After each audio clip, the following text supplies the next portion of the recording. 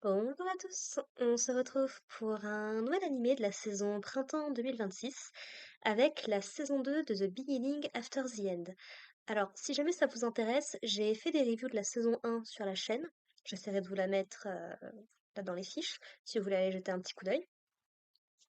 Et donc, on se retrouve aujourd'hui pour la saison 2 qui, bon, pour un premier épisode de retour, est pas forcément le plus.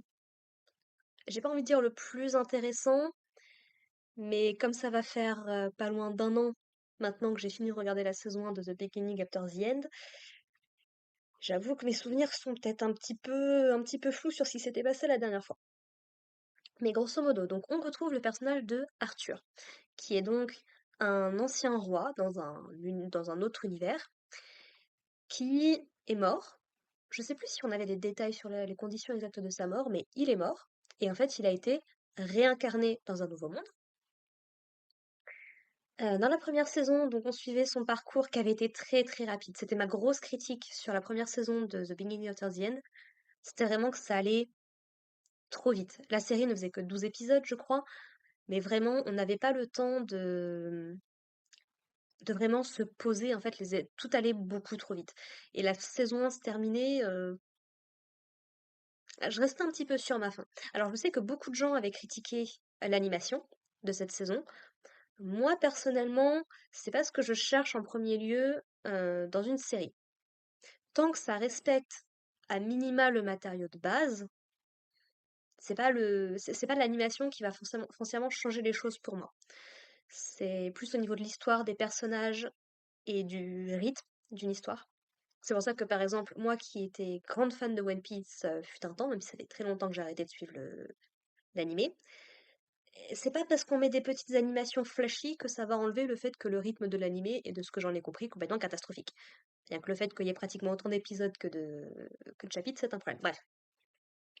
Tout ça pour dire que donc, euh, dans la saison 1, on apprenait un petit peu à découvrir le personnage de Arthur, entre d'un côté sa séparation assez tôt avec ses parents suite à un petit accident, il avait été attaqué par des bandits, sa rencontre avec un dragon qu'il avait protégé, qui lui avait appris pas mal de choses sur le monde, son retour et sa réunion avec sa famille, et un petit peu son, comment dire, ah, je cherchais un mot. Son enrôlement plus ou moins dans une académie de magie. Bref, au niveau des détails, je suis plus très très sûre, mais voilà. Donc là, on reprend suite à la saison 1. Arthur est parti devenir un aventurier avec Jasmine. Alors, je sais qu'il y avait eu un time skip sur la fin de la série, mais je ne sais plus si c'était qu'il avait passé 2 ans avant de devenir aventurier, ou s'il avait passé 2 ans à être un aventurier, puisqu'on le voit retrouver sa famille encore dans cet épisode-là. Donc niveau temporalité, je sais plus très très bien où on en était. Mais en gros, voilà, donc Arthur s'est entraîné à devenir un aventurier avec Jasmine pendant un certain temps. Et la mission du jour, ça va être d'enquêter sur un village avec lequel on a perdu tout contact. Donc là où je trouve ça intéressant, c'est que Jasmine va prendre pas mal de temps de faire le point avec lui, du genre quel est l'objectif de la mission, qu'est-ce qu'il faut faire si jamais on tombe sur un danger, quelle est la priorité, ce genre de choses. Il a également donc Sylvie avec lui, donc ça, c'est son petit bébé dragon qu'il avait hérité de celle qu'il avait élevée un peu plus tôt dans la saison 1. Alors j'avais souvenir qu'il était capable de communiquer télépathiquement avec elle. J'avais pas souvenir qu'on entendait Sylvie parler. En tout cas, on avait, comment dire, on nous racontait ce que racontait Sylvie. Donc ça a été ma grosse surprise de ce premier épisode. Pas désagréable, parce qu'elle est juste adorable. Elle est très attachée à Arthur, donc il n'y a pas de problème. Mais ouais, je m'attendais pas à ça pour le coup. Euh, Donc du coup, ils vont commencer à faire un petit peu de reconnaissance autour du village. On a Arthur du coup qui se cache sous l'identité de Note. Donc c'est le nouveau nom qu'il a pris pour masquer un petit peu son identité. Et il a son fameux masque du coup sur le visage. Et donc voilà, il commence un petit peu à regarder ce qui veut bien se passer dans ce village. Et ils vont découvrir que tous les habitants, semblerait-il, ont été emprisonnés dans des espèces de cristaux, alors qu'ils avaient l'air d'être en train de fuir en plus. Et on va rapidement comprendre que eh ben, c'est le résultat d'une espèce d'araignée, visiblement, et c'est quand même le testament d'à quel point la CG, c'est pas forcément le mieux pour ce genre de choses, parce que donc la créature est en CGI. Moi qui ai une phobie des araignées, moi, ça m'a donné un petit frisson, mais sans plus, quoi. Donc c'est un petit peu dommage, ça manquait un peu de... Parce que pourtant, la bestiole dans son design, elle est assez effrayante. Elle me rappelle beaucoup le boss Goma dans Zelda Ocarina of Time, si jamais vous avez fait le jeu. Qui est une espèce pareille, une espèce un peu d'araignée comme ça. Donc qui a un espèce de gros œil central et plein de petits yeux tout autour. Qui a des grosses pattes, qui a vraiment cet abdomen assez typique, qui est capable de cracher des filaments. Et donc qui apparemment est capable de pétrifier les gens. Donc on va avoir Jasmine qui va assez rapidement se faire avoir, puisque donc elle va essayer de protéger Arthur, puisque donc quand ils se sont rendus compte que c'était cette bestiole-là qui était responsable de ça, leur première idée ça a été de se barrer, de se mettre en sûreté, et de se partir un petit peu en repli pour aller dire à la guilde qui les engage, bah écoutez, on sait à peu près ce qui se passe, voilà ce qui se passe, faut qu'on se prépare pour être vraiment bien capable d'affronter cette bestiole, puisque Jasmine nous explique donc que cette arachné, du coup, est une créature très très dangereuse et très très forte puisque très résistante à la magie. Comme c'est une araignée de ce type-là, a vraiment une peau très... j'avais un autre... vraiment une carapace très très dure qui fait que même des épées simples ne pourraient pas réussir à faire quoi que ce soit. Sauf que l'araignée va réussir à les retrouver et à attaquer Jasmine qui va se retrouver emprisonnée. Et du coup, Arthur, plutôt que de partir en retraite, comme ce qui était prévu, principalement puisque c'est Jasmine qui a été attrapée, et il va décider d'affronter l'araignée et s'en sort, oui, relativement très très bien. Il n'a pas de vraies difficultés à s'en débarrasser. C'est plus que voilà, il doit un petit peu tester ses différentes stratégies pour bien remarquer qu'effectivement son épée ça passe pas, la magie c'est pas plus efficace que ça, même des attaques de feu. Parce que quand même en général, bon, une araignée c'est à moitié type insecte, je connais mes bases en Pokémon, insecte contre feu, normalement ça crame. Mais là, c'est pas trop ça. Donc en fait, il va réussir à concentrer ses attaques, des attaques de terre, des attaques de roche, sur le sommet du crâne de l'araignée. Pour en fait, en attaquant à un seul point, ça va commencer un petit peu à fracturer sa carapace. Et à ce moment-là, il va réussir à planter son épée à l'intérieur et en fait à insuffler de la magie à l'intérieur du corps de l'araignée. Donc sa résistance naturelle ne fait plus aussi bien effet et il va pratiquement la griller avec des éclairs, ce qui ne suffit pas. Et en fait, donc il va utiliser des techniques un petit peu similaires à ce qu'il utilisait dans sa vie d'avant pour éviter toutes les attaques de l'araignée et réussir à lui trancher la tête. Bon, mon petit problème par rapport à ça, c'est que vu qu'il a été capable de s'en débarrasser assez facilement, c'est un petit peu étrange qu'il n'ait pas réussi à lui trancher la tête directement en fait. Par exemple, bon, la série justifie ça, et je peux pas dire que c'est un mauvais calcul, justifie ça par le fait que c'est ce combat contre cette araignée-là qui a permis à Arthur de retrouver les souvenirs des combats qu'il faisait par le passé. Parce que c'était un truc qu'il nous avait appris en saison 1, c'est que il était certes roi, mais c'est pas roi comme on a l'habitude de l'entendre. C'est-à-dire que c'était juste le combattant le plus fort de son univers, qui était soumis à beaucoup de tentatives d'assassinat d'ailleurs, mais que il était surtout pour se combattre dans des arènes, dans ce genre de choses.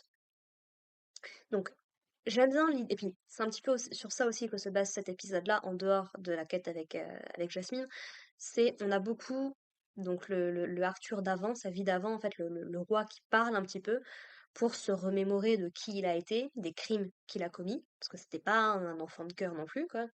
La situation le justifiait, mais c'était pas un enfant de cœur. Donc, tout l'épisode est construit avec ce narratif aussi.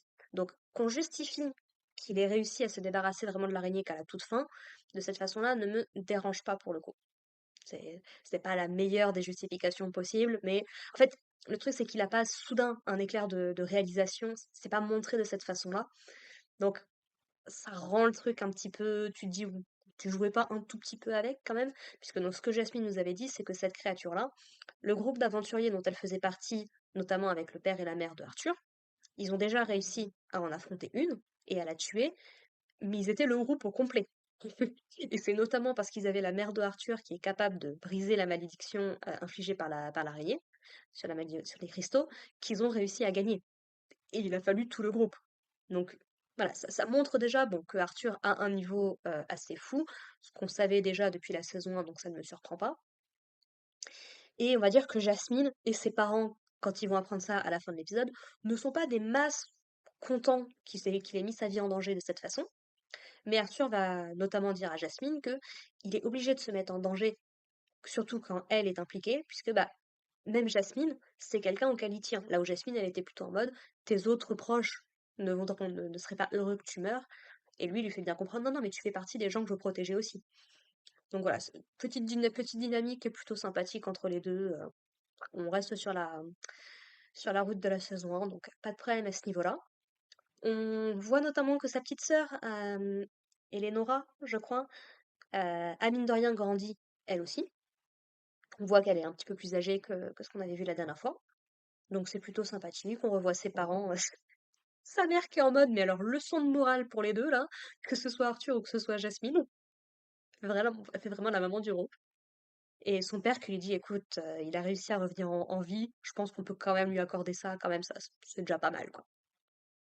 Donc voilà. Et l'épisode se termine avec Arthur, qui se souvient de sa bonne copine du royaume des elfes, Tessia. Et donc on voit que elle aussi, bah mine de rien, a pas mal grandi aussi. C'est ça que je trouve un peu dommage dans le sens où l'animé va trop vite, c'est qu'on aurait pu prendre le temps je sais pas, de ressentir peut-être un peu plus le passage du temps. Alors après, j'ai pas lu le matériau de base, donc je peux pas dire vraiment vers quoi on va sur la fin. Mais c'est vrai que, je- en fait, comme j'aime bien cet univers, comme j'aime bien ces personnages, j'aurais aimé pouvoir en voir un petit peu plus, quoi. Voilà. Et on a aussi une scène très bizarre qui sort de nulle part. C'est-à-dire qu'on a une espèce de vision. Et quand je dis vision, c'est vraiment, on a même le son et l'image qui sont pas de top qualité, quoi. Mais ça a pas l'air d'être une vision reçue par qui que ce soit qu'on connaît ou d'important. Donc, un petit peu bizarre. Mais semblerait-il qu'il y a un espèce de, je sais pas si on peut dire de coup d'État, mais en tout cas, il y a une opération qui se prépare pour mettre à mal l'alliance humain, naine et elfe qui avait été mise en place déjà dans la saison 1. Donc voilà, donc il y a ça qui traîne. Et encore, ça aurait été pour conclure l'épisode, soit, pourquoi pas. Mais là, c'est vraiment limite en plein milieu de l'épisode, pas bien compris à quoi ça servait. Je suis curieuse d'en savoir plus. Mais voilà, en fait, encore une fois, c'est sur le principe, je suis pas contre. C'est l'exécution qui est un peu bizarre avec cette série, je trouve, parfois. Gros bémol pour l'opening, je trouve. Alors c'est peut-être parce que je suis trop attachée à l'opening de la saison 1, qui était vraiment excellent, je trouve. Mais l'opening de cette saison 2 est pas aussi cool. C'est pas la même chose. C'est dommage. J'aime bien l'ending, qui se concentre de façon assez surprenante beaucoup sur Tessia. C'est pratiquement que sur elle et sur la façon dont elle a grandi, qui d'ailleurs, maintenant que j'y pense, fait écho à la saison 1 en fait. L'ending de la saison 1 était construit comme ça aussi. On voyait l'évolution de Arthur petit à petit à mesure qu'il grandissait. Ah, intéressant. Je suis très curieuse de voir qu'est-ce qu'ils vont faire avec ces deux personnages notamment. Donc voilà, c'était un premier épisode sympathique en soi, ça fait plaisir de revoir les personnages, mais qui manquait peut-être un petit peu de... Ah, je sais pas comment dire ça. Ça fait plus continuation de la saison d'avant que vraiment épisode de saison 2. On nous réexplique pas particulièrement les événements d'avant. Si je devais le comparer, le premier épisode de la saison 4 de ReZero qui est sorti il y a pas longtemps m'a donné le même feeling. C'est c'est vraiment dans la continuité. Je sais pas, il y a quelque chose qui me va pas là-dessus. Mais bon, ça restait quand même un bon épisode, donc voilà. Sur ce, bah écoutez, n'hésitez pas à me dire ce que vous en avez pensé, vous, dans les commentaires. Si vous connaissez le matériau de base, par exemple, si vous avez des petits trucs à ajouter. Je suis totalement prête à entendre que l'animation, ça pose des problèmes aux gens. Il n'y a pas de problème. Mais voilà, n'hésitez pas à me partager ce que vous en avez pensé. N'hésitez pas à aller voir la saison 1 si ça vous intéresse sur la chaîne. Et puis, bah écoutez, si ça vous intéresse de suivre mes reviews sur cette saison 2, bah écoutez, ce sera sur la chaîne toutes les semaines. Sur ce, écoutez, portez-vous bien, prenez soin de vous, prenez soin de vos proches, et puis à la prochaine. Allez, bye les gens.